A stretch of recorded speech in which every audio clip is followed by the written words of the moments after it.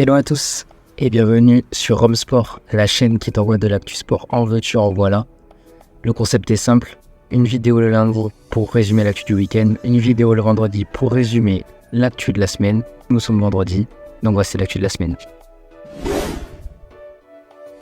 En NBA, la star Joel Embiid s'est blessé au ménisque du genou droit et il a été opéré dans la semaine. Il sera absent au moins un mois. Il devrait toutefois revenir pour les playoffs, mais il faut que son équipe se qualifie assez haut pour avoir l'avantage du terrain, ce qui n'est pas gagné sans leur star d'origine camerounaise. C'est un énorme coup dur personnel pour Joel Embiid, puisqu'il tournait à 35,3 points, 11,3 rebonds et 5,7 passes moyennes par match, des stats totalement hallucinantes qui devaient lui promettre le titre de MVP de l'année. Mais avec la nouvelle règle de la NBA qui dit qu'un joueur doit jouer au moins 65 matchs dans la saison pour pouvoir prétendre à une distinction personnelle, cette blessure ruine totalement les espoirs de Joel Embiid de terminer en tête de cette course au MVP. Joel Embiid doit également déclarer forfait pour le All-Star Game et sera remplacé par Scottie Barnes, l'ailier des Toronto Raptors, qui est sélectionné pour son premier All-Star Game. Toujours en basket, la trade deadline c'était hier soir. Trade deadline c'est la date butoir pour que les équipes procèdent à des trades en NBA. Et il s'est passé bien des choses, notamment pour nos Français. Tout d'abord, Evan Fournier est enfin sorti de son enfer new-yorkais. Lui qui était mis au placard depuis novembre 2022, donc quasiment un an et demi maintenant. Il a donc été envoyé à Détroit chez les Pistons. La remise en question n'est pas finie pour Evan Fournier puisqu'il n'est pas sûr de jouer à Détroit, qui a un effectif pléthorique, une équipe en totale reconstruction qui va privilégier des jeunes joueurs. Une des solutions pour lui serait de négocier un buy-out, c'est-à-dire de négocier avec Détroit la rupture de son contrat en échange de la renonciation à une partie de son salaire pour qu'en plus il soit libre et qu'il puisse s'engager où il veut. Un Français en remplaçant chez les Sixers puisque Killian Hayes a été cut par les Pistons, c'est-à-dire qu'il a été libéré totalement de son contrat. On savait que Killian était sur le départ, mais qu'il soit cut, c'est quand même une énorme surprise. Mais c'est peut-être pas plus mal pour lui, c'est peut-être un mal pour un bien. Maintenant, il est libre de s'engager où il veut. Il faut que lui et son agent trouvent une franchise intéressante pour son développement. C'est vrai que même s'il a eu sa chance, le 7e de la draft 2020 n'était pas du tout dans un environnement propice au développement d'un jeune joueur. Donc voilà, on croise les doigts pour Kylian et on espère qu'il va trouver un challenge intéressant pour le futur. Ce jeudi, ont débuté les championnats du monde de biathlon à Nové Mesto en République tchèque.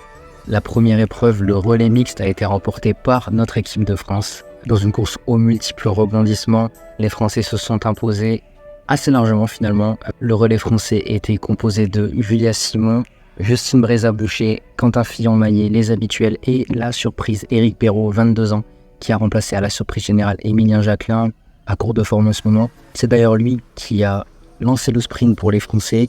Après un premier tir couché très compliqué, 3 fautes pour lui, il s'est complètement remobilisé, a sorti une performance exceptionnelle sur les skis et un 5 sur 5 sur son tir debout, ce qui lui a permis de rattraper la concurrence et de donner le relais en tête à son compère Quentin Fillon-Maillet.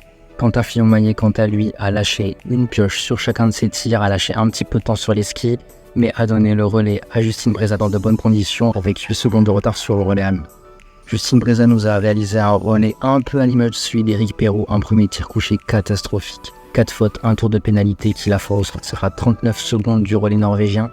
Malgré ça, elle nous a sorti un niveau de ski légendaire pour rattraper son retard, dépasser la norvégienne et ainsi donner le dernier relais à Julia Simon avec 10 secondes d'avance. Julia Simon égale à elle-même, aucune faute couchée, aucune faute debout, un niveau de ski dans ses standards qui font terminer la France en tête devant la Norvège avec 45 secondes d'avance.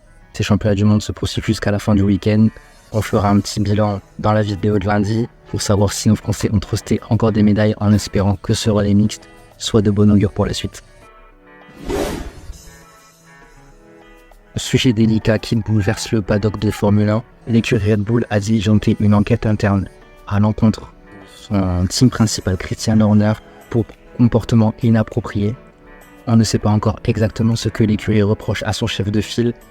Toujours est-il que Red Bull a déclaré prendre très au sérieux cette affaire.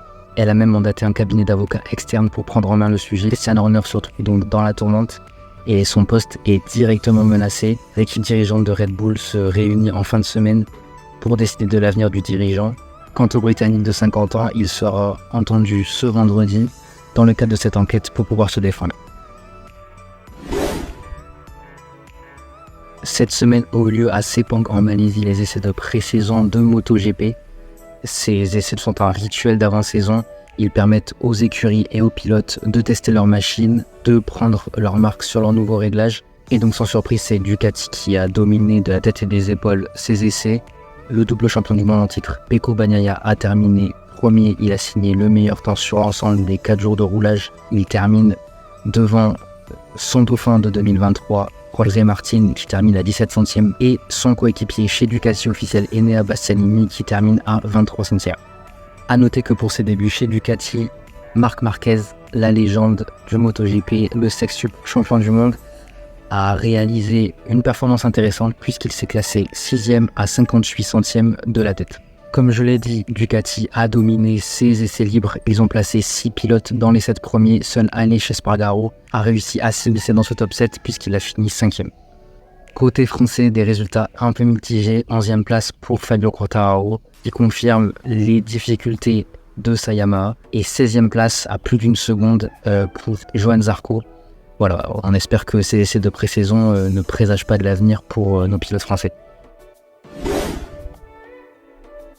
Le parquet national financier a lancé une enquête à l'encontre de Tony Estanguet, président du COJOP, comité d'organisation des Jeux Olympiques de Paris. Une enquête qui porte sur la rémunération du président, rémunération qui officiellement s'élève à 270 000 € brut jusqu'en 2020 et qui peut s'accompagner de bonus d'un maximum de 20%. Le doute se situe dans une société qu'aurait créée Tony Estanguet afin de facturer des prestations non commerciales au COJOP afin d'augmenter sa rémunération. Ce n'est pas la première fois que la rémunération du triple champion olympique de kayak est remise en cause. En 2017, dès l'obtention des Jeux Olympiques, le Canard enchaîné avait évoqué des doutes en évoquant une rémunération proche des 450 000 € brut. Information évidemment démentie par l'intéressé. Et en 2021, l'agence française anticorruption évoquait des doutes quant à la probité et des risques de conflit d'intérêts dans le cadre de cette rémunération.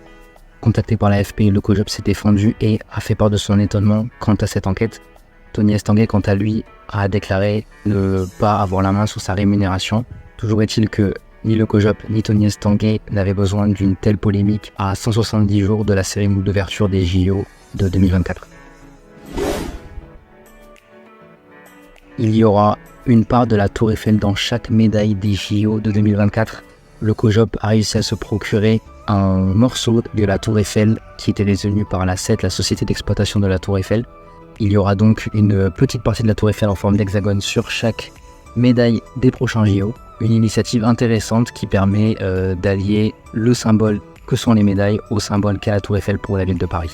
En tennis de table, vous en avez peut-être entendu parler, mais les frères Félix et Alexis Lebrun, respectivement 6e et 22e du classement mondial, sont en train de donner un essor considérable à leur sport en France, un sport un peu méconnu chez nous, mais que les deux frères veulent promouvoir dans notre pays. Ils sont en effet contactés par de nombreux sponsors et ont rejoint la team Carrefour, dans laquelle figurent des sportifs de premier plan tels que Teddy Riner ou encore Estelle Mosley, la championne de boxe française. En NBA, nos deux rookies Victor Wembanyama et Bilal Coulibaly continuent leur petit bout de chemin. Ils viennent d'être sélectionnés pour le Rising Star Challenge, un tournoi qui se déroule en marge du All-Star Game et qui réunit les joueurs les plus prometteurs de NBA de première et de deuxième année. Si pour Wemby cette sélection est plus que logique, pour Bilal c'est une super récompense pour lui qui réalise vraiment un début de saison très intéressant avec les Washington Wizards. A noter que Victor participera le lendemain au Skills Challenge, qui est un concours d'agilité et de compétences techniques, une sélection qui est franchement très rare pour un rookie. Et enfin, petite actu foot, le Parc des Princes et le PSG s'est terminé après 8 ans de négociations avec la mairie de Paris pour acheter l'enceinte. Le PSG s'est résigné et cherche à construire un nouveau stade ailleurs en région parisienne. Ils souhaitent également stopper l'ensemble des travaux dans lesquels ils ont investi, ce qui peut s'entendre puisqu'il faut dire que le PSG a quand même mis énormément d'argent pour développer le stade du Parc des Princes. Alors voilà, simple coup de pression ou véritable rupture, l'avenir nous le dira, mais c'est vrai que si le PSG s'en va du Parc des Princes, c'est une sacrée partie de son histoire qui s'envole. Et donc voilà pour ces actus du vendredi. On se retrouve lundi pour le résumé du week-end. Salut à tous et bon week-end de sport.